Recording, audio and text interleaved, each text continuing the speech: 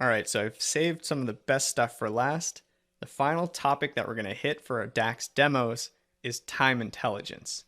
Now, time intelligence functions allow you to easily calculate common time comparisons.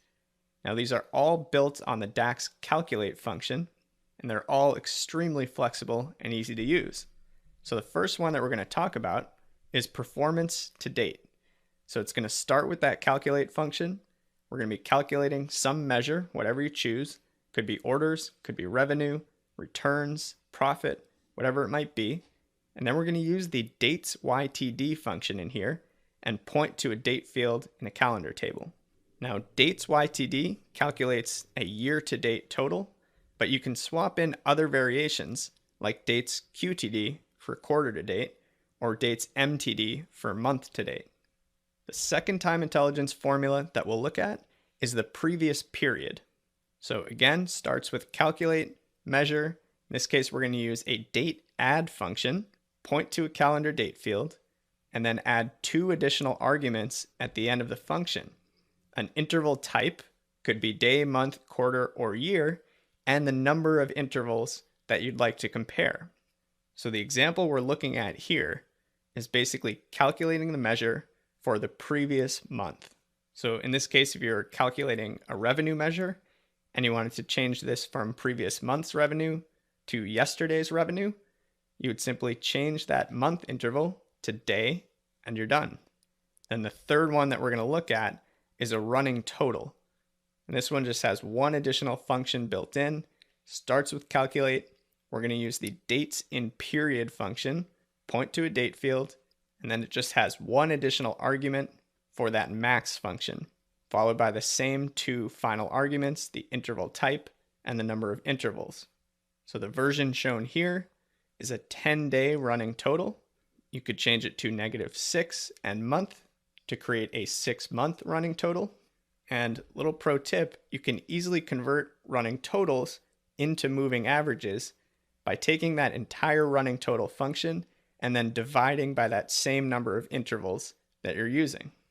So all of these are extremely flexible. They make it very easy to build out many different variations of time intelligence fields with very little effort.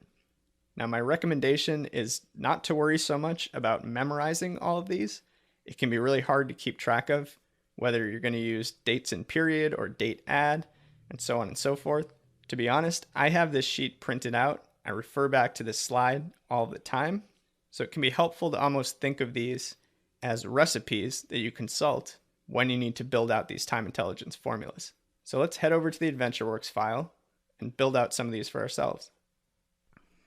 All right, so once you're in your AdventureWorks report, we're on the report pane, and let's edit our matrix. I want to set up a view that's going to be helpful to see these time intelligence functions. So I don't want to view the data by category anymore. Let's get rid of that. And we don't need quantity. We'll keep total revenue, and let's navigate to our calendar lookup and grab start of month and drop it into rows.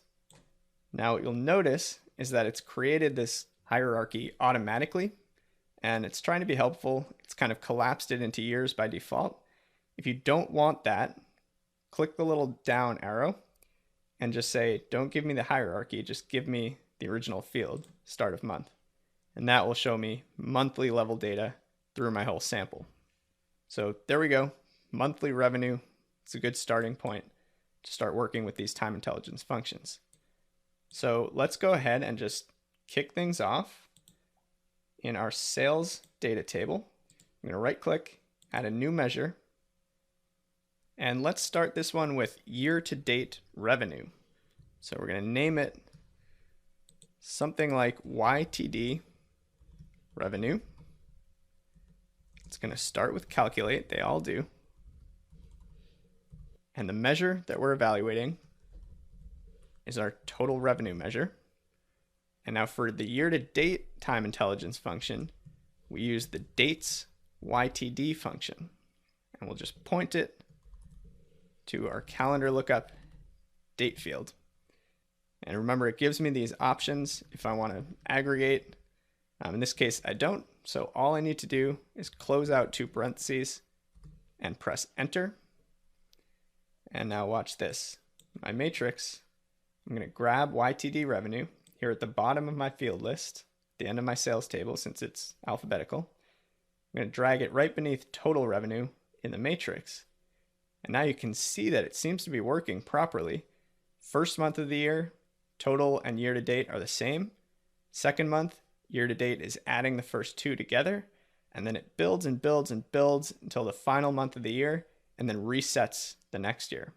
Now, a little teaser for one of the topics we're going to talk about in the next section, the whole data viz section, is a little formatting tool. If we click into this format pane, conditional formatting, I want to format the year-to-date revenue field with data bars. So check this out. This really visualizes how this year-to-date function is working. It builds and builds and builds and then resets. Builds, builds, builds, resets. So if we changed our formula to month-to-date revenue and broke this down by day or week, you'd see that same trend just at a more granular level. So pretty cool stuff there. Let's go ahead and keep cruising ahead, add another measure, and this time I want previous month. So prev month revenue. Starts with calculate. And again, total revenue is the measure we care about. And for this one, we use date add. Open parenthesis, point to our calendar, date field, and then I'm just going to comma right over to get to my last two arguments of this function, the number of intervals and the interval type. So starting with the number of intervals, I'm looking to evaluate that measure for 1 month in the past. So since it's only one period and it's in the past, my number of intervals is -1. And my interval can be day, month, quarter, or year. So I'm just going to select month, tab it in, close out two parentheses, and that should just about do it. So you can see how easy it would be if I changed my mind and said, okay, instead of previous month, our AdventureWorks clients really want to see year over year trending. So we need this to actually be previous year. All we would have to do is literally change this last argument from month to year, and we're done. It's that simple. So in this case, I'm happy with previous month revenue. Press enter to lock that one in. And let's go back to our fields pane here. And let's pull year to date out and grab that previous month revenue field that we just created and drop it in. So as you can see, because it's the previous month, it's just basically offset 1 month from the total revenue column, which is exactly what we'd expect. Now, this alone can be pretty helpful, but for our purposes, it's even more helpful because AdventureWorks has given us a pretty aggressive goal. And I don't know if you've heard yet, but they want us to maintain 10% revenue growth every single month moving forward. In other words, that's our revenue target, previous month plus 10%. Now, calculating a dynamic measure like previous month revenue is the perfect starting point for something like that, because now all we need to do is right-click to add a new measure and create something like revenue target equals that previous month revenue that I just created times 1.1. 110% of last month's revenue is my current target. We can enter that in. We can pull it into our matrix to take a look, and 110% of 585,000 is 643,844. So that adds up, and there we go. Now we have revenue target fields based on previous month revenue. Now, last demo here, let's right click, add a new measure. This time we're going to practice the rolling total, and let's do a 10-day rolling revenue. And that's going to use another one of our time intelligence functions, starting with calculate and total revenue, just like all the others. Now for this one, you remember, it starts with that dates in period function. Open it up, point to our date field, calendar date, and then this one has that extra argument for the start date, which is going to take a max function. and it's just the max of our calendar date. There we go. Close that parenthesis out for the max function, and then we comma over to those same two arguments that we had in our previous month revenue formula, the number of intervals and the type of interval. So because we're looking for 10-day rolling, you guessed it, the number of intervals is 10.